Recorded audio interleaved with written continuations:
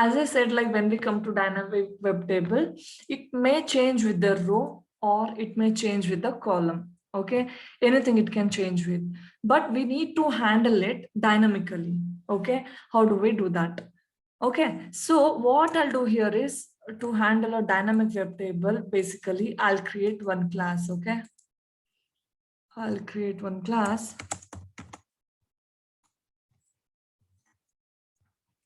Okay, I've created one class. Done. My class is ready. Okay, what I'll do is I'll have to read it right dynamically, in the sense if something goes wrong, it should be holds good. I'll just inspect and see like how it looks. Okay, here see, it is in the always table will be in the form of like T body, TR. Inside the TR, always like inside the TR, you will have a TD. TR is your row, TD is your column. All right, so I have this. Okay, I'll take a XPath of this. As of now, I'll just take a direct XPath. Okay, not for this.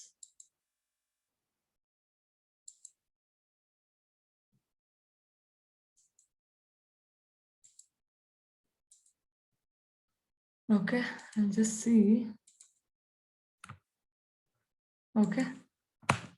Okay, this is my XPath. Okay, for first one. Then what I'll do is I'll take a XPath for this also. Okay, and I'll take for, okay, I took for this. I took for this. This is my column wise, right?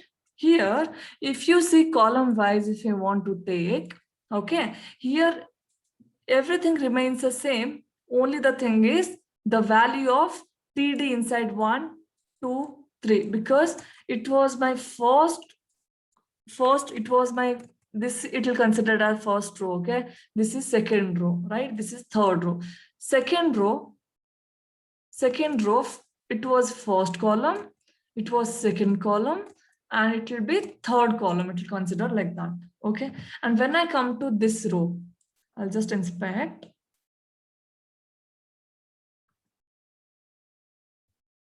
Okay, just see the difference. Okay, this is my second row, this one, right?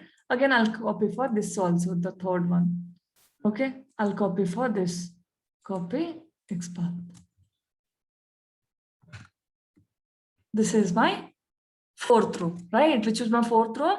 This also it will consider as one row, second row, third row, fourth row. So when I'm working with my rows, this was my initially first row, right? This is my second row. Just I'll inspect and keep this thing also. Okay. XPath. So when I want to read my rows, these are my columns. Okay, these are my rows. Okay, these are my columns. So if I have to read my company name or a contact or a country, just I want to read my company name now. Okay, I want to read my company name. This thing I want to read, how do I read it? Or how do I handle that? Okay, now if you see here, everything is remaining same, right, in the XPath, but only the thing is changing is the TR value. Here it is being 2, 3, 4. So what I'll do is I'll break this XPath. Okay, string before XPath and after XPath. I'll split into before XPath and after XPath. Okay, before XPath equal to, I'll give some value. All right, I'll give it from here to here. Then now I'll give one more thing after XPath.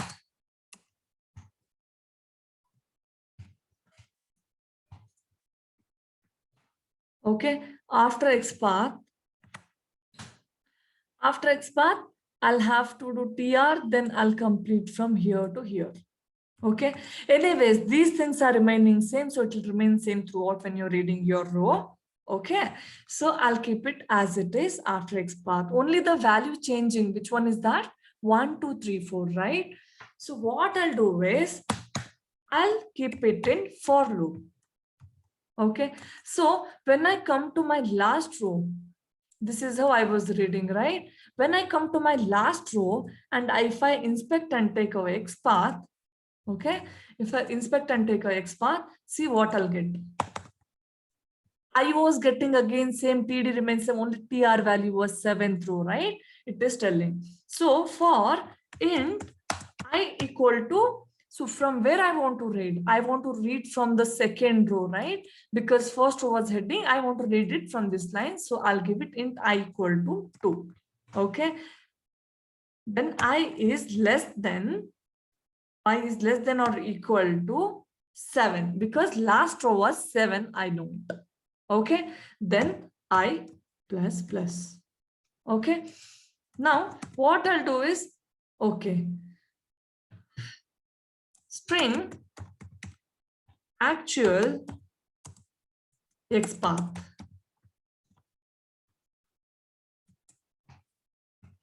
Okay, I want to take one actual X path, which should be whole squid and it should take dynamically. I'll take actual X path is a combination of before X path plus I.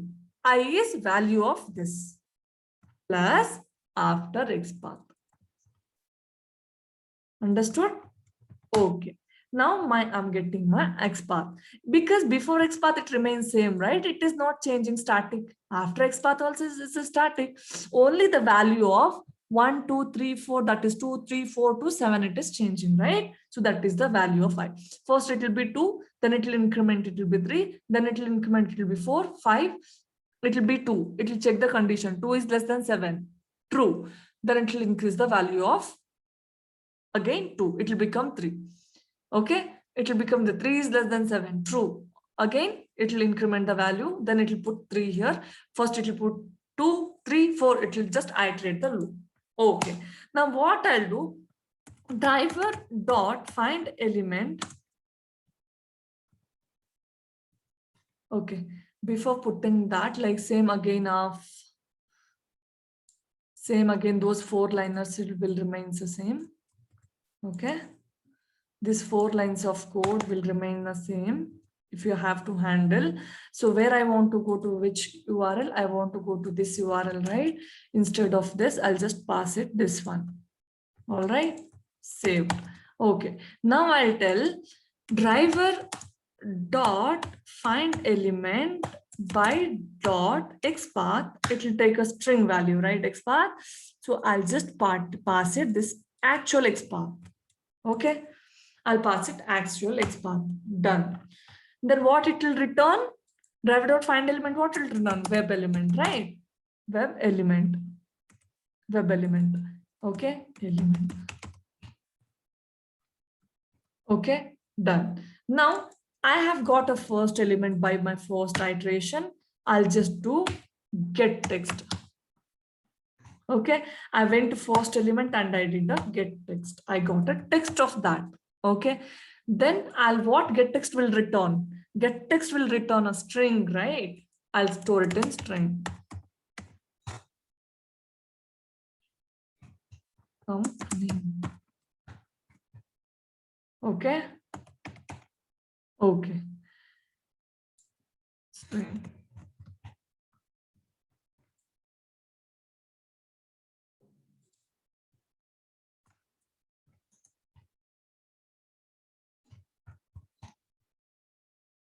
Okay, done. Now I have my company name. I have got the first company name. I'll just print that. Okay. I'll print the company name is, I'll just put it and I'll just print that. I have printed the company name. Now I'll just execute and see this, okay? How it is printing.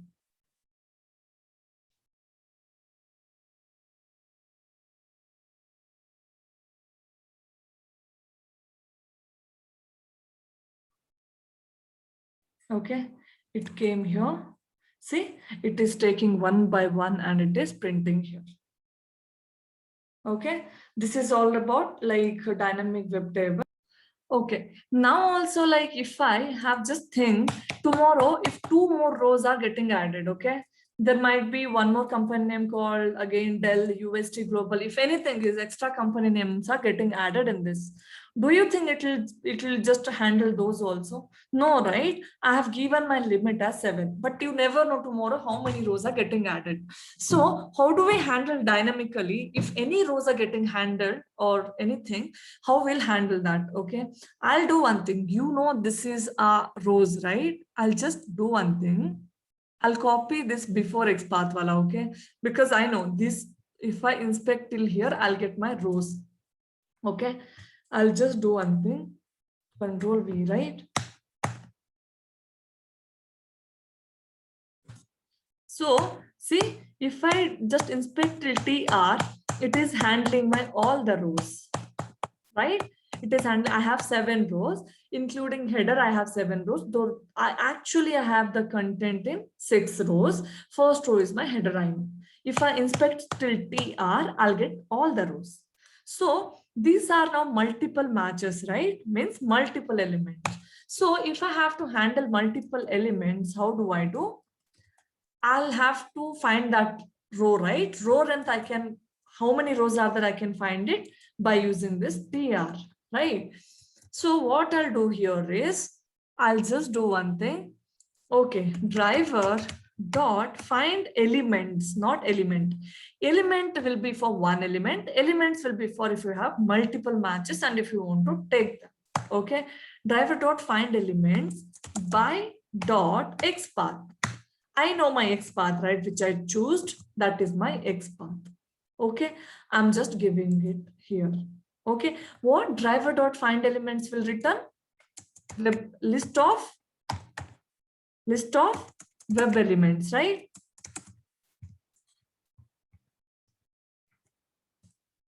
Okay, done. Now I want to import this list from java.util.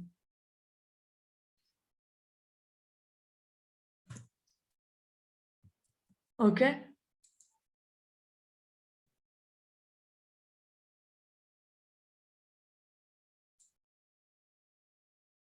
Done. Now, what driver.find elements? They'll ask you in interview. What driver.find elements will return? List of web element. What driver.find element will return? Only one web element. Okay. Done. I have this. Now, I know this. When I take this XPath, my 7 matches were found, right? So what I'll do is, I know I have handled list. List means it has now all the elements that are found with this XPath. Okay. Now I have this ELES, right? ELES dot, I can get the size of it. Means it will get the size. What is the size of it? I'll just keep it here in number of rows. Okay. I'll just print it just to see how many sizes are there. Okay. System.out println sizes. The rows are, I'll just give it here. I'll just print the rows. Okay. Instead of giving the limit 7, because 7 if I give in future, it will not handle, right? So what I'll do is I'll take it a for loop. Then inside for loop int I equal to 2, because I know my values are, I'm starting from 2 because first is my header I know. Okay, I is less than or equal to this number of rows. I'll give it this. So I'll handle it dynamically. Then I plus plus. Okay, done. I'm done. Okay, now here again, what I'll do is I'll give this same line of code before XPath and after XPath that will handle by using this one. Okay, then again the printing the same thing. I'll just handle it with this. Then I'll just comment it this thing, okay, as of now. And comment it matlab this is dead now. It will execute only this uncommented line. Commented line will not execute Java. Okay, done. Now what we are doing is, I have found the list of web element. I have found before XPath, after XPath here. Here I'm taking actual XPath and I'm taking the rows also dynamically. Now whether I'll get the output or not, I'll just check. Okay, I'll do run as. Okay. Okay, it is launching.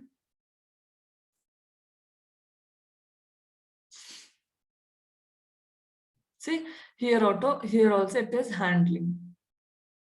Okay, is it clear now? Here also it will handle in the same way. It will get one by one and it will just print. Okay, didn't I save this? Before XPath, rows up, before XPath, let's run it again.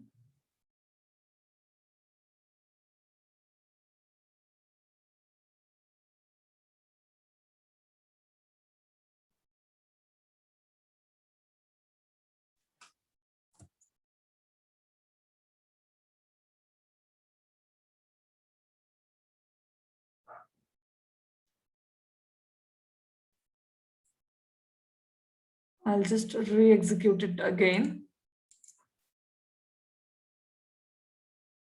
I'll just re-execute it. It is launching a browser. Now I'm reading my rows dynamically. So in future, if I have like 50 to 100 rows or 1000 rows also, it will handle dynamically. So I don't have to change my code. Now rows are 7. If I have like 20 rows in future, it will handle that. And it will take row numbers 20, that will give it in the for loop, and it will handle dynamically. This is all about the dynamic web table, which is dynamically changing. Okay, thank you.